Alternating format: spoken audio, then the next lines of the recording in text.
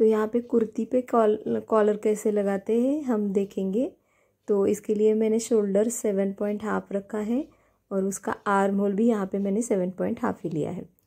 और नेक यहाँ पे मैंने 3 इंच डीप रखा है, उतना ही हम उसकी लेंथ रखेंगे और इसको इस तरह से राउंड करके ले लेते हैं। फिर बाद में उसको कट करके निकाल देंगे। अब हम कैनवस की कटिंग कर लेते हैं। इसके लिए मैंने कैनवस पेपर डबल फोल्ड करके लिया है और इसकी हाइट जो है यहाँ पे लगभग 12 इंच की हाइट है। और यहाँ पे अब हम 1.25 इंच का एक मार्क करेंगे और उसका डीप जो है वो 4 इंच का यहाँ पे मैंने रखा है और ये दोनों लाइन हमें यहाँ पे ज्वाइन करनी है। अब नीचे जो हमने मार्क किया था 4 इंच का, वहाँ से नीचे तक हमें हल्का सा मार्क छोड़ के हम वहाँ पे एक लाइनिंग मार देंगे और उसके आगे हम यहाँ पे 1 इंच का इस तरह से मार्जिन रखेंगे और यहाँ पे पेपर कटिंग कट करके ले लेंगे। तो आपको जो स्ट्रेट लाइन मैंने की है वहाँ पे हल्का सा आपको कैनवस पेपर रखना है और फिर लाइन मारनी है। तो पहले इसको कट करके निकाल लेते हैं। लगभग ये वाई का शेप जैसे दिखता है। यहाँ पे हम कैनवस को फोल्ड करके दूसरी तरफ भी मार्क करके ले लेते हैं। तो इस तरह से जो प्रिंट हमें दिखेगी उसको फिर से ऊपर से हम इसको ड्रॉ करेंगे। नीचे की तरफ से लगभग 1 से 1.5 इंच का हम मार्क करेंगे और वहाँ पे एक मार्क करके तो फिर से डबल फोल्ड करके हम यहाँ से कट लगाकर ये पूरा कट करके निकाल देंगे। फिर इसको फिर हमें कपड़े पे प्रेस करना है।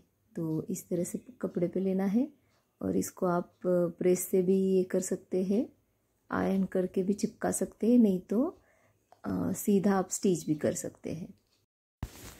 मैंने यहाँ पे पहले पिनअप करके लिया है और फिर स्टिच किया है। तो इस तरह से पूरा स्टिच किया है मैंने। बाहर से स्टिच करने के बाद अंदर से भी हम कैनवस पे स्टिच करेंगे ताकि कैनवस हिले ना। अब हमारा जो मेन फैब्रिक है उसको इस तरह से ओपन करके रखना है हमें और फिर सेंटर में इसको इस तरह से रख के पूरा बेल्ट को ऊपर से अच्छी तरह से हमें सेंटर में रखना है और इसको पिनअप करके लेना है। उसके बाद हमें स्टिच करना है। तो अंदर की साइड से हम इसको अच्छे से स्टिच करके ले लेंगे। बस आपको ध्यान देना है कि ये हिले ना, इसीलिए पहले से ही अच्छे से पिनअप करके आप रखेंगे ना तो ये बिल्कुल हिलेगा नहीं। तो अब हमने यहाँ पे स्टिच लगा कर ले ली है। अब ये पिनअप जो हमने लगाए थे उसको हम सब निकाल देंगे और फिर इसको कट करेंगे। तो इस तरह से बीच में हम इसको कट करेंगे और नीचे की तरफ हल्का सा क्रॉस कट करेंगे और इसको पलटकर अंदर की तरफ फोल्ड करेंगे। तो आप इसको देख सकते हैं कितना फिनिशिंग के साथ ये अच्छा लुक आ रहा है। तो इसको मैंने प्रेस करके भी ले लिया है, तो इसकी वजह से ये इस तरह से दिख रहा है। तो यहाँ पे मैं कॉर्ड लगा के पाइपिंग करने वाली हूँ। तो कॉन्ट्रास्ट में हम पाइपिंग करते हैं तो नेक पे बहुत ही अच्छा लुक आता है।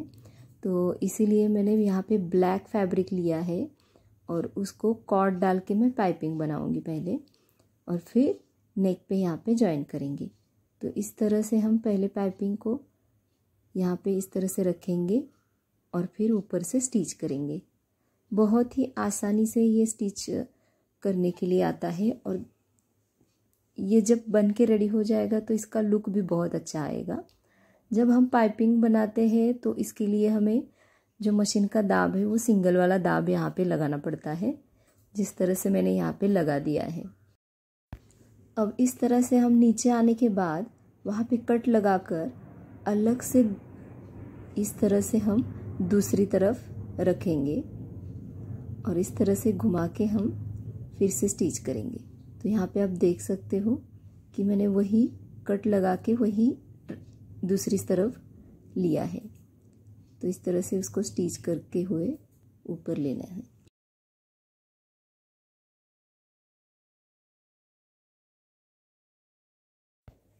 तो यहाँ पे पाइपिंग लगाकर हो गया है। अब इसके अंदर हम एक फैब्रिक जॉइन करेंगे। तो इस तरह से एक फैब्रिक की बेल्ट लेनी है हमें। डबल फोल्ड करके मैंने लिया है और इस तरह से अंदर रखा है। और इसको लगभग हम जहाँ पे हमने 4 इंच का मार्क किया था वहीं पे हम नीचे से लेके वहाँ तक हम इसको पिनअप करेंगे।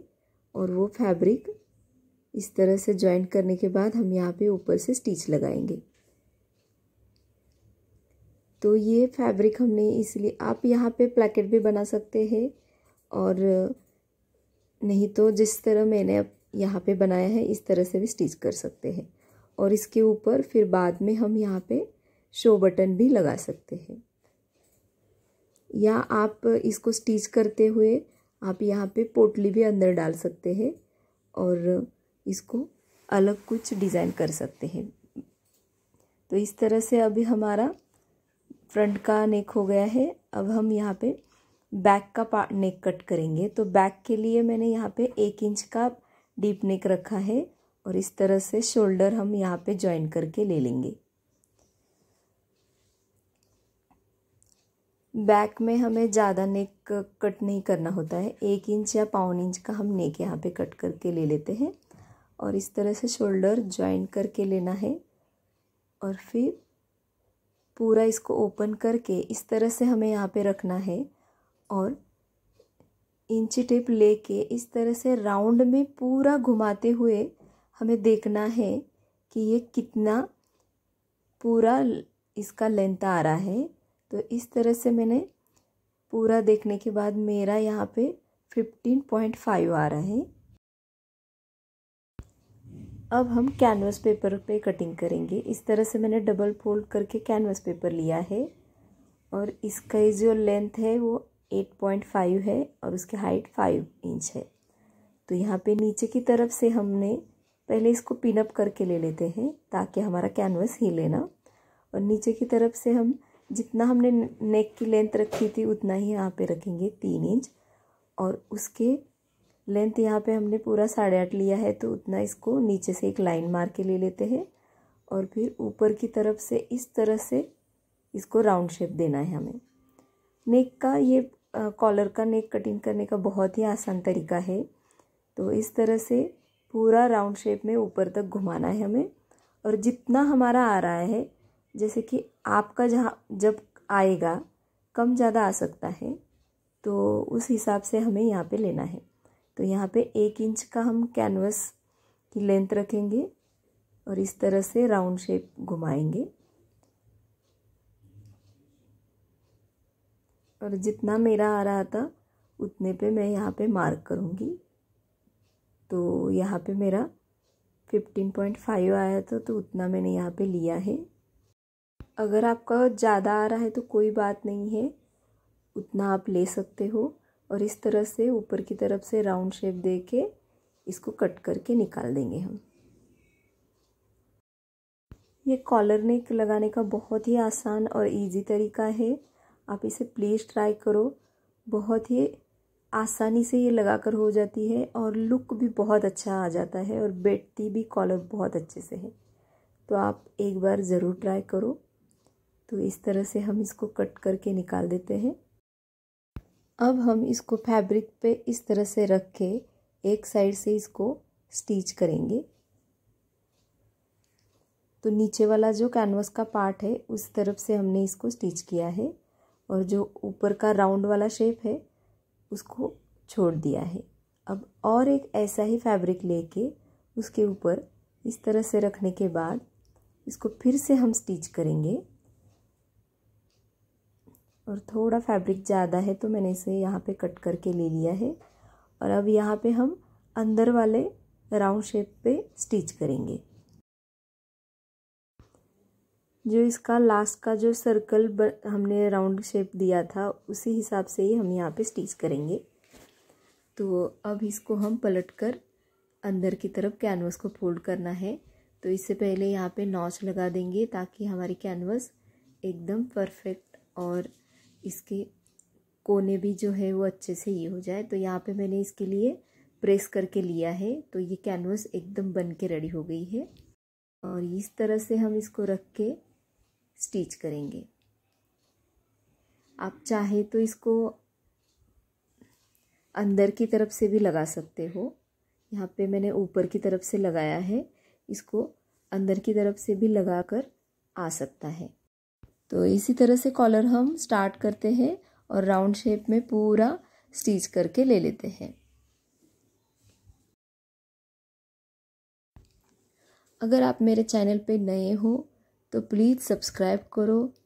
अगर आप पहले से मेरे सब्सक्राइबर हो तो मुझे इंस्टाग्राम पे भी आप फॉलो कर सकते हैं।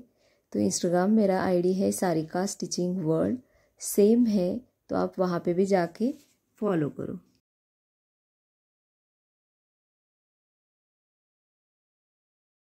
तो पूरा कॉलर स्टिच करने के बाद इसे इस तरह से पलटेंगे और यहाँ पे पिन अप करके हमें लेना है ताकि हमारी कॉलर हिले ना।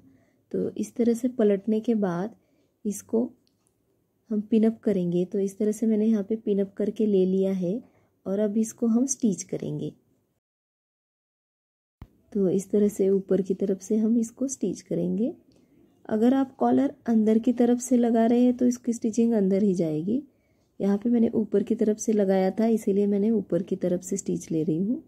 पर हमें ध्यान देना है कि अंदर से भी वो स्टिचिंग में आ रहा है।